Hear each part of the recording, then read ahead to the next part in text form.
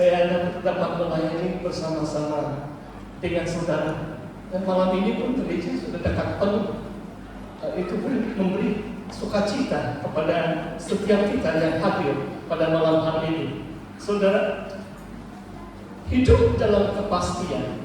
Dan saya tambah lebih, tema kita malam hari ini, hidup dalam kepastian pada akhir zaman.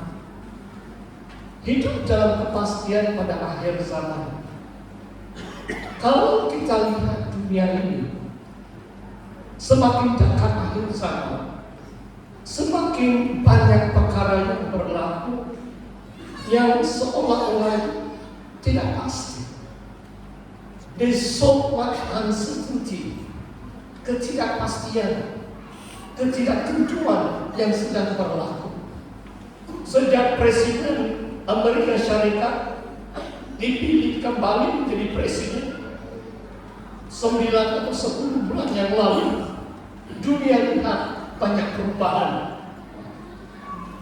Barang-barang yang diekspor dari Malaysia ke Amerika Syarikat pun kena tarif. Itu macam cukai 19%. Tapi sebab Presiden datang melawat di US baru-baru ini, Perdana Menteri kita pandai ambil hati dia, banyak barang-barang Malaysia dikecualikan dari tarif.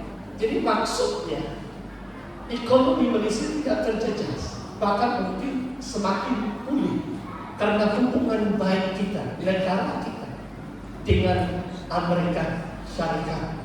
Saudara, malam ini saya mau berkongsi dari kitab Wahyu. Ada 7 kepastian. Hidup dalam kepastian pada akhir zaman. Mari kita lihat Wahyu bab yang pertama. Dalam kitab Wahyu bab yang pertama, saya bacakan dari ayat yang ke-7. Lihatlah, ia datang dengan awan-awan, dan setiap mata akan melihat dia, juga mereka yang telah menikam dia.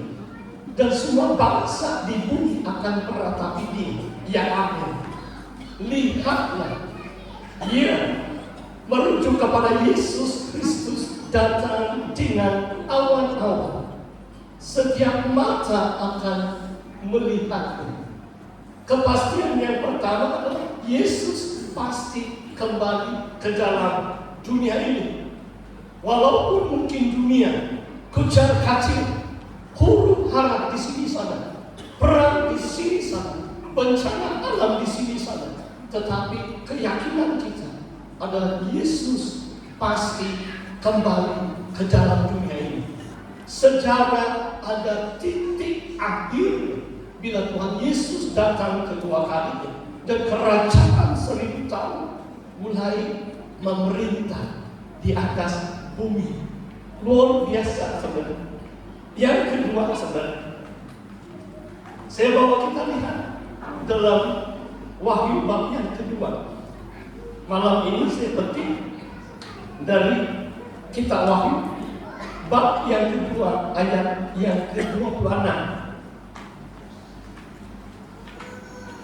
Dalam bab yang kedua dan bab 3, Yohanes disuruh oleh Tuhan Yesus menulis surat, 7 surat. Setiap sidang mendapat 1 surat. Ada 7 sidang.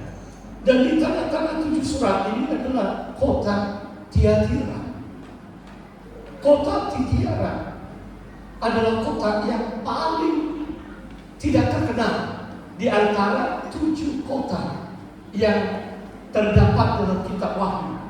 Kota Efesus terkenal, kota Pergamum terkenal, tetapi kota Tiatira kalau tidak terdapat dalam surat ini, hanya 1 kali dalam Kisah Rasul kota ini juga tercatat, saudara. Namun walaupun kota ini tidak terkenal, tetapi surat yang Yohanes tulis kepada kota ini merupakan surat yang paling panjang, luar biasa. Kadang-kadang kalau dalam konteks kita, jangan kita pikir kawasan ini tidak terkenal di kalangan sidang Injil Borneo. Saudara tahu ada dua kubu kuat. Saya katakan kubu kuat SIB. Kawasan-kawasan yang pertama diinjili di negeri Sabah. Saudara tahu kawasan mana? Yang pertama di mana? Ranau. 4 tahun saya melayani di Ranau. Missionary pendeta asal menginjili di kampung Gana-Gana, kampung Nampasan Lama. Kedua gereja pun saya sudah beritakan firman Tuhan. Tahun 30-an, kemudian setelah Perang Dunia Kedua, pendeta asal kembali dan masih tidak ada jemaah yang percaya, sehingga 2 gereja lokal pertama didirikan di kampung Nampasan Lama dan kampung Gana-Gana tahun 47. Kemudian pendeta asal dipimpin Tuhan membawa satu rombongan orang percaya. Di mana? Di Taginabu.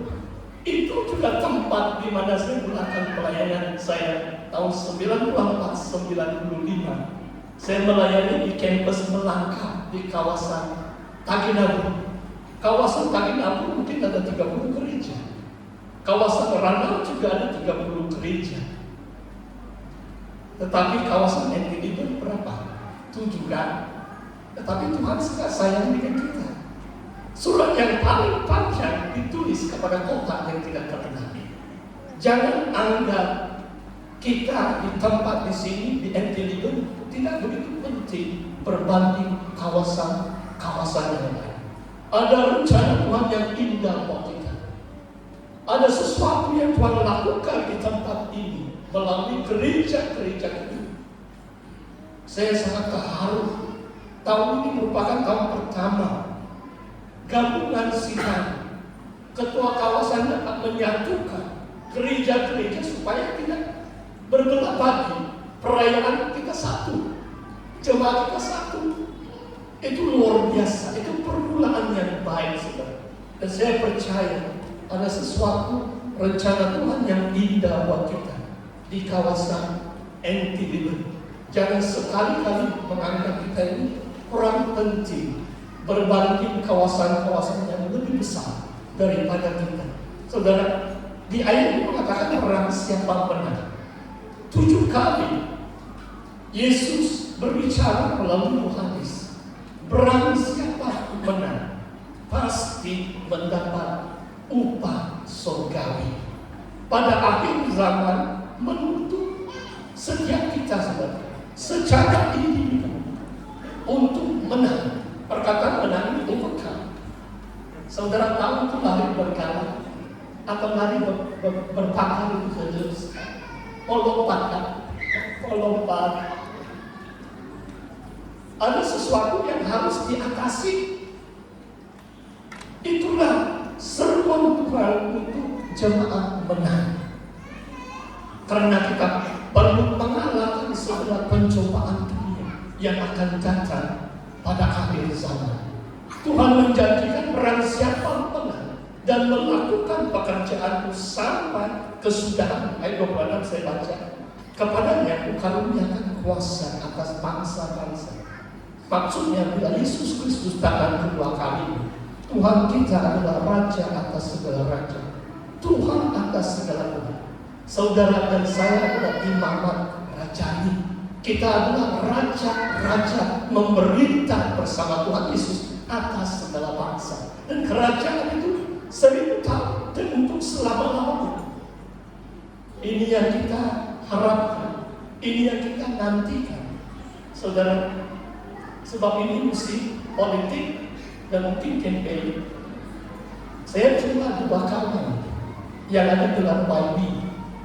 Walaupun saya sudah anak Tuhan, kalau saya 2 kawan. Dan 2 kawan ini pun beritahu saya, khususnya 1 orang, Pastor, saya sudah masuk kampung itu 22 kali. 1 kampung yang kecil untuk mendapatkan undi mereka. Dia selalu masuk 22 kali. Bagaimana saudara dan saya? untuk memberitakan Injil menjangkau jiwa, melakukan pekerjaan Tuhan sampai kesudahan. Adakah kita sanggup pergi ke kampung-kampung yang belum mengenal Tuhan? Waktu saya melayani di Rama ini, generasi kedua kita saya masih hidup, yang diinjili oleh orang-orang yang pertama diinjili oleh misioneri. Waktu kebangunan rohani berlaku tahun 78, mereka yang tingkatan 2 dan 3 dari Pekanbaru mereka akan jalan masuk di bumi Tuhan, masuk di kampung-kampung menginjili, sehingga seluruh kampung menjadi orang Kristen. Adakah ini boleh diulangi? Bahkan ratusan orang Kristen di Sabah semakin menurun. Bahkan cabaran penginjilan tetap sama, mungkin lebih mencabar menjelang akhir zaman. Saudara, marilah kita menang atas kemalasan kita, menang atas ketidakprihatinan kita, menang supaya kita dapat melakukan pekerjaan Tuhan, dan Tuhan akan memberikan kita kuasa atas bangsa-bangsa. Perang siapa menang pasti mendapat upah surgawi. Saudara, yang ketiga, mari kita baca bab yang ke-6, masih dalam kitab Wahyu, bab yang ke-6.